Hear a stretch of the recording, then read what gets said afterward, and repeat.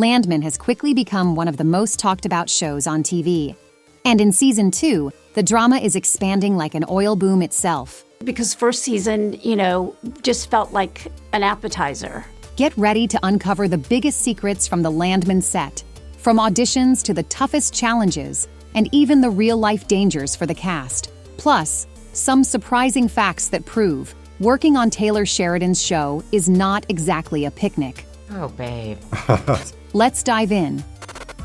Many actors might have to jump through hoops for a part in Taylor Sheridan's universe, but not the great Billy Bob Thornton. Sheridan wrote the part of Tommy Norris specifically for the actor after he made a cameo in his series 1883. He said, I'm writing a series called Landman for you, and I'm going to write it in your voice, and it's set in the oil business, and it's basically you if you were a landman. Thornton was immediately intrigued and said yes to the role before he even read the script. It was kind of a no-brainer for me to do this. The actor was also impressed by Sheridan's foresight to cast people who were right for the parts.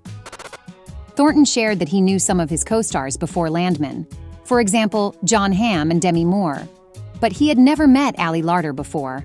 And Allie just comes in the room like, it's like, oh my God, what just happened? I don't know how to tell you other than the chemistry was right from the beginning. However, the biggest surprise for Billy Bob was the casting of Sam Elliot as Tommy's father. Thornton calls the 81-year-old Elliot his hero and inspiration. The two have worked together a couple of times over the years, but never for long enough. And now we get to actually do it on a regular basis, and that's just means the world. But when Taylor told me, I told my wife, I was so excited. I started crying. And that adds up to their on-screen interaction. That feels like a true family bond, right? Before we go on, please hit the like and subscribe buttons. Those 2 small clicks from you will help us bring you more of these awesome videos. Yet another actor, who had the easiest audition ever with Sheridan, was John Hamm. The showrunner essentially offered him the part by flying Hamm down to West Texas to his massive ranch near Fort Worth. He goes, this is what I'm thinking, this is what I want to do, what do you think? And you go, great, yeah, I want to do that. Okay. And just like Billy Bob, he signed on to this project when there was no script yet. The Landman Season 1 finale was an emotional powerhouse. The drama didn't end when the credits rolled, especially for John Hamm. After the episode aired, the actor received a telling text from his sister. "I can't believe I had to watch you die on screen." The actor's response? He honestly couldn't recall if he had ever passed away on screen. His sister was adamant he hadn't, but they were both mistaken. Hamm's character was, in fact, dispatched by Dakota Johnson in the thriller Bad Times at the El Royale. Monty Miller's heart problems weren't a last-minute rewrite. Hamm's character was always intended to be a one-season player. His demise was meant to show the brutal, unforgiving pressure cooker of the oil business. Plus, John Hamm couldn't stay longer because of his other work commitments, like the latest season of Fargo and The Morning Show. Demi Moore knew exactly what she was signing up for. She joked that she was the Where's Waldo of Landman Season 1, always on the periphery. But she knew from the start that Cammy was set for a massive transformation. It's just getting started for me. It's Really? like, yes. And isn't it enjoyable to watch and learn how mean Cammy really is? The original source of Landman is a 2019 podcast called Boomtown from Texas Monthly. It was written and hosted by Christian Wallace, who also worked for a year as a roughneck on drilling rigs.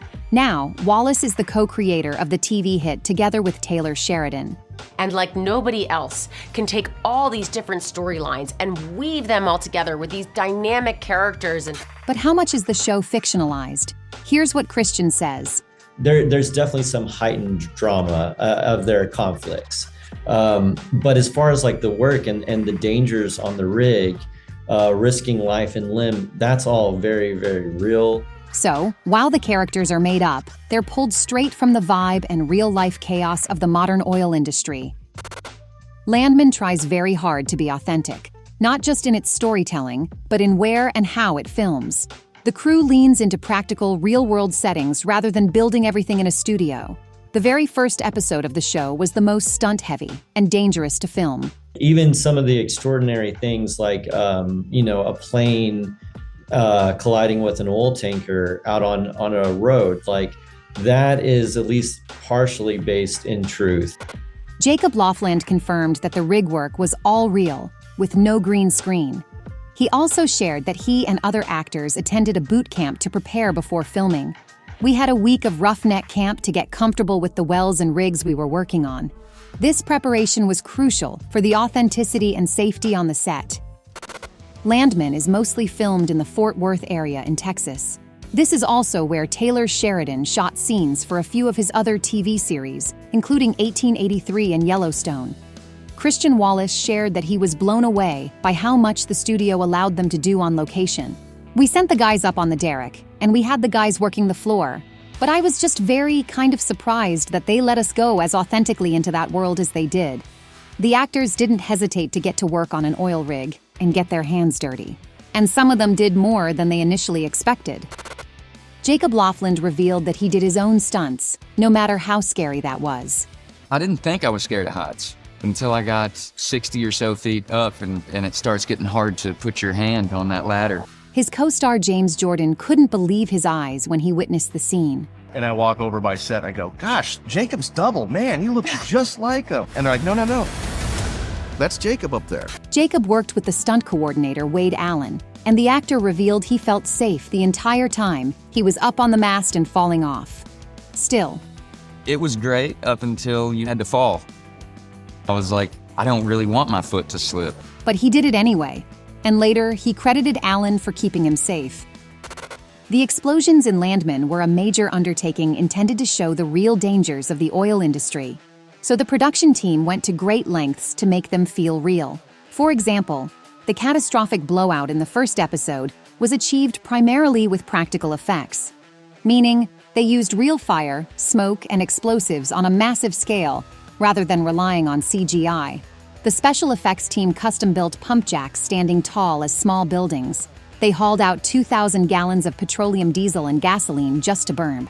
Then they lined up propane cannons for maximum pressure and those bone-shaking booms, and wired and timed it all together so the chaos could unfold in one unstoppable moment. The pyrotechnics expert responsible for those fiery moments is Gary Elmendorf, who also worked on blockbusters like Captain America, The Winter Soldier, and Logan. But even those cast members who didn't have to do stunts had their fair share of struggles on the set. Which Landman set location is your favorite to film on? The ones with air conditioning? Yeah, I would say that.